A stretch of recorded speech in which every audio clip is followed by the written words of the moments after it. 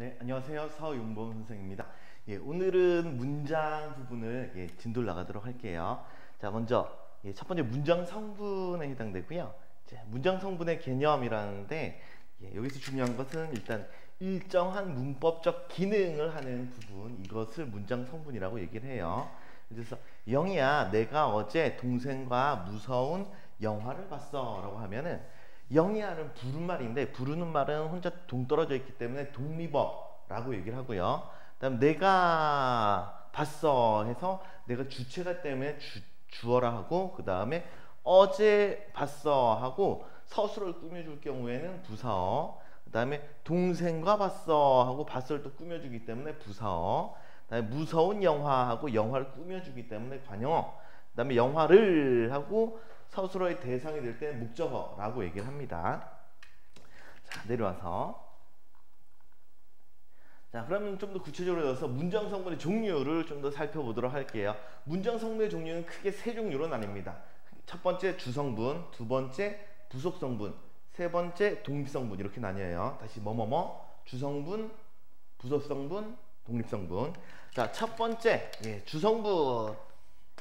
주성분에는 총 4가지가 있고요. 그 다음에 주성분을 꾸며주는 것을 부속성분이라는데 부속성분에는 두 가지가 있어요. 마지막 다른 문장과 직접적인 관련이 없을 때는 독립성분이라고, 독립성분에는 한 가지만 있습니다. 그래서 문장 성분의 개수는 총 몇 개? 7개가 되겠어요. 자, 그 중에 첫 번째 주성분부터 보도록 합시다. 자, 문장의 주된 골격을 이루고요. 주가 되기 때문에 얘들이 빠져버리면은 문장을 이룬 부분이 거의 없어져 버려요. 먼저 주어라고 하는데 성질 상태의 여기에서 핵심은 주체가 된다는 표현을 씁니다. 다시 뭐라고요? 주체가 된다고요.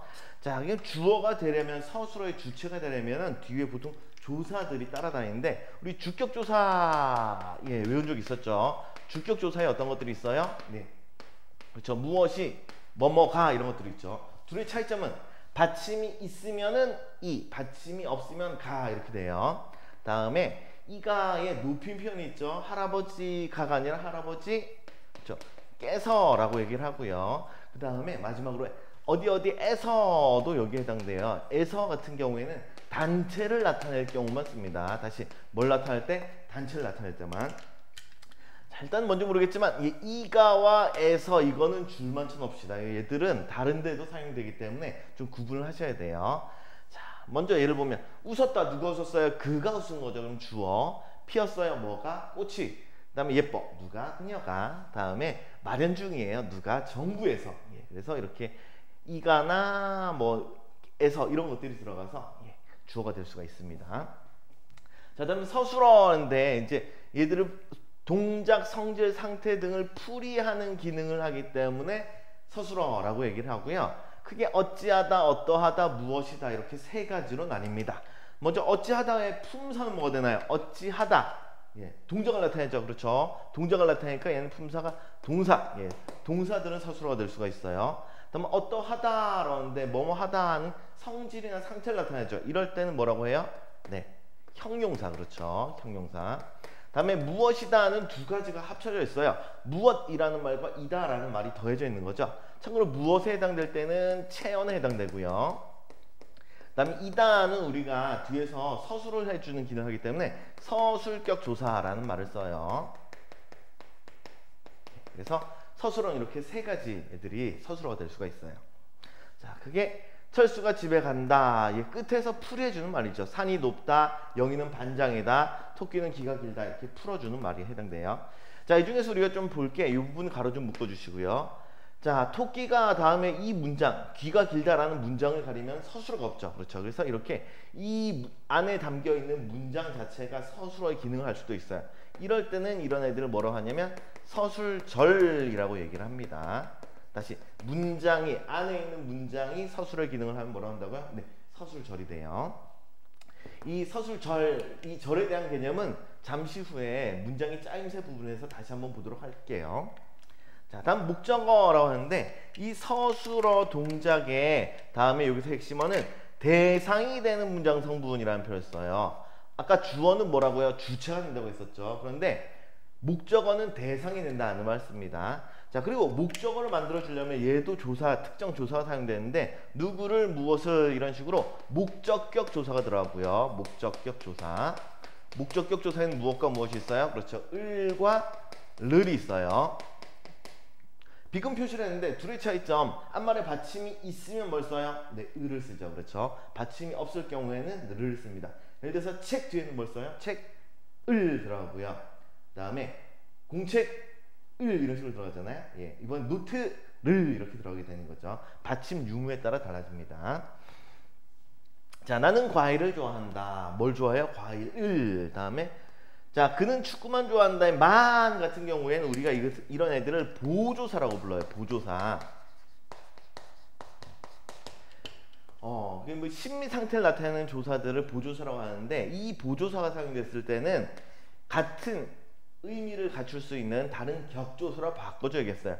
그는 안 돼. 축구가 안 되잖아. 축구가 좋아한다 말이 안 되거든. 이럴 때 축구를 좋아한다 이렇게 바꿔줄 수 있죠. 목적격 조사 를로 바꿔줄 수 있어요. 선생님은 내가 합격하기를 바라신다. 근데 뭘 바라요? 내가 합격하기를 바라고 있는 거죠. 자, 이건 얘 같은 경우에는 요 위치 이 문장이 안에 있는 문장이 무엇에 해당되죠? 이럴 때는 명사의 기능을 하기 때문에 이런 애들은 명사절이라는 표현을 쓰고요. 마찬가지로 뒤에 나오는 를이라는 조사를 통해서 이 명사절 자체가 목적어 역할을 하는구나 이런 것들을 확인할 수가 있어요. 자, 다음 부어로 넘어가세요. 되다 아니다를 꼭 필요하는 성분이라는데 여기서 중요한 거는 되다 아니다. 이게 매우 중요합니다. 다시 서술어 뭐가 있다고요? 되다 아니다. 얘는 절대 잊어버리시면 안 돼요. 뒤에 문장의 짜임새 부분에도 꼭 같이 나오기 때문에 반드시 기억하셔야 됩니다. 되다 아니다가 필요로 하는 문장 성분. 그래서 여기에는 복격조사가 쓰여져 있네요. 예, 여기에 쓰이는 게 복격조사 이가예요. 그래서 되다 아니다 앞에 있는 이가 이것은 보호에 해당됩니다. 자, 예를 들어서 물이 얼음이 되었다. 되다 아니다 앞에 있는 이가는 주어가 아니라 뭐라고요? 예, 보어라고요. 아까 전에 주어 부분에서 이가 일단 준치라고 했었죠. 왜 중요하냐면 이가가 되다 아니다가 없을 때는 이게 주어가 돼요. 하지만 뒤에 되다 아니다를 가지고 있으면 이럴 때는 복격조사 보어가 됩니다. 참고로 물이 얼음이 되었다 해서 전체 주어는 뭐가 돼요? 그렇죠. 물이가 주어죠. 얼음이는 똑같이 이가 있지만 얘는 보어에 해당돼요. 영희는 국가대표가 되었다. 되다 아니다 앞에 있는 이가니까 국가대표가 이거는 보어에 해당되겠죠. 그는 대학생이 아니다. 철수가 맞이는 아니다. 이런 식으로 되겠어요. 자, 그리고 이쪽에서 우리 이쪽에서 한 가지 좀 기억하실 게 뭐냐면 예문 중에 물이 얼음으로 되었다라는 문장을 문제 풀다가 가끔 볼 수가 있어요. 그런데 여기선 이가 붙었죠. 그런데 여기선 뭐가 붙었어요? 네, 으로가 붙었어요. 으로란데 로, 에, 로하라고 이런 애들이 붙으면 무슨 격 조사? 그렇죠. 부사격 조사라고 합니다. 그래서 얘는 부사격 조사고요. 그러면 얼음으로는 문장 성분이 뭐가 되는 거예요? 부사격 조사가 붙었으니까. 그렇죠. 부사격 조사가 붙으면 무조건 부사어가 돼요. 그래서 아까 전에 물이 얼음이 되었다 해서 얼음이는 보어였지만 얘는 부사어에 해당됩니다. 두 개 구분 꼭 해주셔야 돼요. 중요해요. 자, 됐으면 밑으로 또 내리도록 할게요. 자, 좀 전에 주성분 했었죠. 주성분의 뭐뭐뭐뭐. 예, 그렇죠. 주술, 목보, 주어, 술, 서술어, 목적어, 보어 이렇게 주술, 목보 4개를 주성분이라고 했어요. 근데 이 주성분들을 꾸며주는 애가 있어요. 걔를 이제 부속성분이라고요. 부속성분은 주성분의 내용을 꾸며주는 역할을 하죠. 크게 관용어, 부사어 두 가지밖에 없습니다. 관용어는 뭘 꾸며주냐면 체언을 꾸며요. 주로 체언을 꾸며주고요. 부사는 뭘 꾸며주냐면 서술어, 관용어, 다른 부사어, 문장 전체 등 다 꾸며주거든. 그 중에서 주로는 서술어를 꾸며줍니다. 주로는 용언을 꾸며줘요. 특히. 자, 먼저 관용어부터 볼게요. 관용어, 뭐 철수가 새 옷을 샀다. 그는 시골의 풍경을 좋아한다. 그녀는 성실한 사람이다. 등등 이런 식으로 형태가 나와 있는데 관용어가 될 수 있는 애들은 유형이 몇 가지가 정해져 있어요. 첫 번째 모든 관용사. 관용사라고 하면 얘는 모양이 변해요, 안 변해요? 예, 가변어예요, 불변어예요? 예, 불변어입니다. 불변어. 형태가 고정돼 있어요. 예를 들어서 세, 헌, 예, 뭐 그 사람 할 때 뭐 그 이런 애들 있죠. 모형이 안 변하죠. 이런 애들은 관형사에 해당되고요. 다음 두 번째 넘어가서 체언에 체언, 명사, 대명사, 수사 같은 체언에 관형격 조사 의가 붙어도 이건 관형어가 돼요. 의 자체가 관형격 조사이기 때문에 관형어로 만들어줍니다. 다음 세 번째 용언. 용언에 어미가 붙었는데 관형사형 어미가 붙을 경우가 있어요. 그래서 용언의 관형사형이라는 표현을 씁니다. 예를 들어 볼게요. 예를 들어 보면 자, 먹다라는 단어가 사람을 꾸며줄 거예요. 과거형으로 꾸며주면 먹은 사람 혹은 먹던 사람 이런 것들이 가능한 거죠. 그렇죠? 그다음 현재형은 먹는 사람, 미래형은 먹을 사람을 리을 이런 애들 통해서 뒷말을 꾸며줄 수가 있어요. 르는 잘못 썼네. 르는 지우고요. 자, 들어서 철수가 새 옷을 샀다. 새 옷 모양 변해요? 안 변해요? 안 변하죠. 그럼 이 중에서 뭐? 그렇죠. 얘는 관형사에서 관형사가 관형어로 사용된 경우고요. 그다음에 시골에는 시골 플러스 의의 형태가 되는 거죠. 그렇죠. 얘는 체언의 관형격 조사 의가 결합된 형태고요. 만약에 여기서 의를 생략한다고 봅시다. 그는 시골 풍경을 좋아한다. 말이 되나요? 안 되나요? 그렇죠. 말이 되죠. 그래서 의는 생략이 가능해요. 다음에 그녀는 성실한 사람이다는데 얘는 기본 형태가 있어요, 없어요? 네, 있죠. 성실하다라는 기본 형태가 있어요. 이렇게 기본형, 뭐뭐하다라는 기본 형태가 있을 때는 이건 관형사가 아니에요. 이럴 때는 용언을 관형사의 형태로 바꿔놓은 형태입니다. 그래서 얘는 성실하다라는 용언의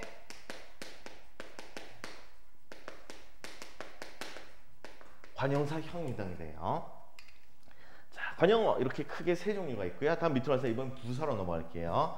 자, 얘도 이렇게 똑같아요. 똑같습니다. 될 수 있는 형식은 똑같습니다. 첫 번째 모든 부사들 부사라고 하면 모양 안 변한다 그랬었죠. 얘도 안 변해. 불변어예요.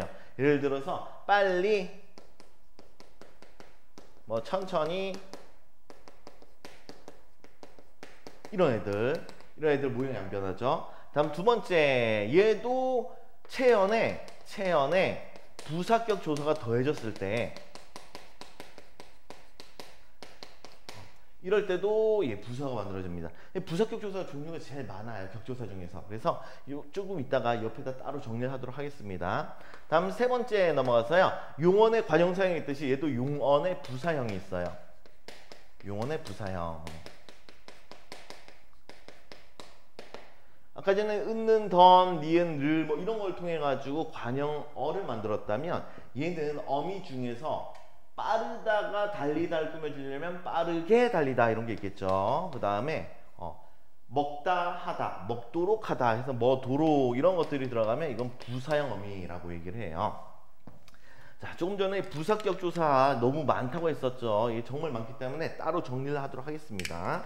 자, 이쪽 옆으로 와가지고 여기 부사격 조사하고 적고요. 일단은 큰 거부터 적을게요. 가장 자주 사용되는 거. 그게 그 다음에 로, 그 다음에 와, 그 다음에 라고 이런 애들이 대표적인 애들이에요. 에로와 라고. 자, 에에서 파생될 수 있는 애들이 있어요. 어디에서 이런 거 있죠. 그 다음에 누구에게 이런 거 있고요. 그 다음에 이 에게의 높임표 누구누구 깨 있고요. 그 다음에 다 됐네요. 그래서 에에서 파생되는 것은 어디 에에서 에게 깨 이런 것들이 있고요. 그다음에 로에서 파생되는 것들은 뭐 사람으로서 이런 거 있겠죠. 자식으로서. 로서는 어떤 대상의 자격을 나타낼 때 쓰고요. 그다음에 로서도 있는데 로서는 열심히 공부함으로써 좋은 점수를 받다 이런 식으로 해서 얘는 수단이나 방법을 나타낼 때 써요. 수단, 방법. 그 다음에 와가 있는데 와와 이 형태의 관계에 있는 게 받침이 있냐 없냐에 따라서 와와 가가 쓰이는데 받침이 있으면 책, 그렇죠, 과, 노트, 와 이렇게 되는 거죠. 받침이 있으면 과를, 받침이 없으면 와를 사용해요. 다음 마지막 라고와 이 형태 라고와 같은 형태로 쓰는 게 고가 있는데 라고는 직접 인용을 할 때 사용해요. 직접 인용. 반면에 고는 간접 인용할 때 다른 사람의 말이나 자료를 따올 때 쓰는데 둘의 차이점은 직접 인용은 따옴표가 있을 때 내가 뭐뭐뭐라고 했다라고 하지만 고는 뭐뭐 했다 고 이런 식으로 따옴표가 없을 때 사용이 됩니다. 자 뒤에 얘들도 한번 볼게요. 자 차가 빠르게 달린다 빠르게 달리다 빠르다의 개가 사용됐죠. 빠르다니까 용언이었죠. 그렇죠. 그래서 얘는 용언의 부사형이 돼요. 그 다음에 하늘이 매우 푸르다 매우 모양이 변해요 안 변해요? 안 변하죠. 얘는 부사 자체예요. 부사 자체가 사용된 거고요. 아주 새하고 아주도 안 변하니까 얘도 부사. 그 다음에 무척 높이 무척도 안 변하죠. 얘도 부사에 해당되고요. 모름지기 어떻게 한다? 모름지기 역시 변하지 않아요. 얘도 부사에 해당이 돼요. 자 밑에 필수적 부사가 나오는데 필수적 부사는 조금 있다가 서술어의 자릿수를 보면서 같이 보도록 할게요. 다음 또 내려주시고요. 자 마지막 독립성분 넘어가도록 할게요.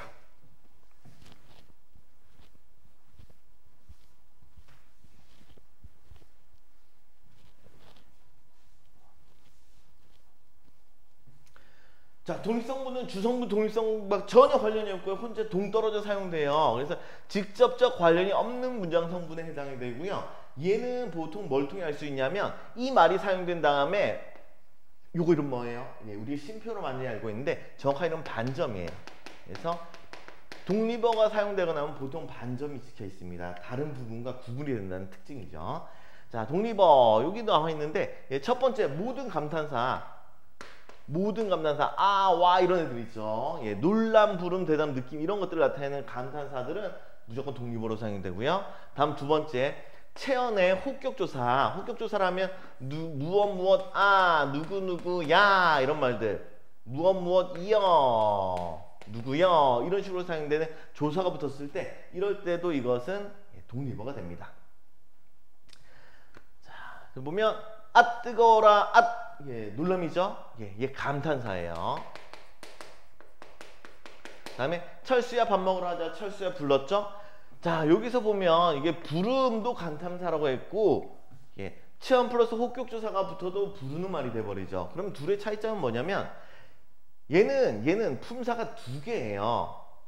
예를 들어서 철수 같은 경우에는 명사죠. 체험 명사예요. 그 다음에 여기 누구야 라는 얘는 호격조사가 붙은 거예요. 그런데 비교해 볼 거. 야, 밥 먹자. 이렇게 됐을 때 야는 그냥 상대방을 부르면 하는데 얘는 더 이상 나눌 수가 있어요? 없어요? 없지요. 그렇죠. 나눌 수가 없을 때는 이럴 경우에는 이것은 감탄사가 되겠어요. 그래서 나눌 수 있느냐 없느냐 이거 좀 구분을 하셔야겠어요.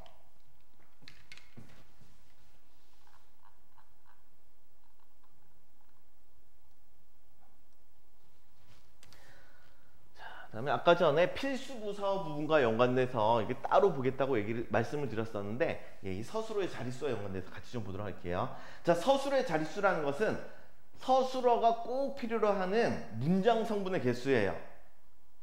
이것만큼은 꼭 필요로 한다. 이런 것들을 서술어의 자릿수라고 얘기를 합니다. 크게 한 자리 서술어, 그 다음에 두 자리 서술어, 그 다음에 세 자리 서술어 이렇게 세 가지로 나뉘는데 먼저 한 자리 서술어는 주어만 있으면 돼요. 다른 문장 성분 필요 없고요. 그래서 비가 내린다. 비가 이것만 있으면 되는 거죠. 예뻤다. 그녀는. 정답이다. 그것이. 이런 식으로 주어 하나만 필요하면 이것은 한 자리 서술어라고 얘기를 합니다. 다음에 두 자리 서술어인데 두 자리 서술어는 무조건 모든 문장인 주어는 필요로 합니다. 그래서 주어는 꼭 필요로 하고요. 그거 외에 목적어를 필요로 하는 타동사들이 있고요. 그다음 필수적 부사어, 필수부사어. 아까 전에 필수부사어 여기 나오죠. 필수부사어를 필요로 하는 서술어가 있어요. 그래서 주어, 목적어를 필요로 하는 두 자리냐, 아니면 주어, 그다음 부사어를 필요로 하는 두 자리냐, 아니면 주어 다음에 보어를 필요로 하는 두 자리냐. 아까 전에 서술어 중에서 꼭 따로 외워주셔야 된다고 했던 게 되다 아니다였죠. 되다 아니다는 꼭 기억하셔야 돼요. 되다 아니다 앞에 있는 이가는 문장 성분이 그렇죠. 보어라고 했었죠. 그래서 이럴 경우에는 두 자리 서술어에 해당이 됩니다. 얘도 한번 볼게요. 나는 읽었어. 뭐를 빠졌죠? 그렇죠. 소설책을 목적어예요. 다음에 철수는 닮았다 하면 문장이 안 끝나죠. 철수는 누구와 무엇과 닮았는지가 필요로 해요. 그래서 주어와 부사어에 해당되는 두 자리 사수라고요. 다음 철수는 되었다 하도 문장이 안 끝나죠. 철수는 뭐가 됐는지 무엇이 되었는지가 필요로 해요. 그래서 이럴 때는 주어랑 보어를 필요로 하는 두 자리 서술어가 되겠습니다. 자, 다음 마지막 세 자리 서술로 내려가겠어요. 자, 다음 세 자리 서술어.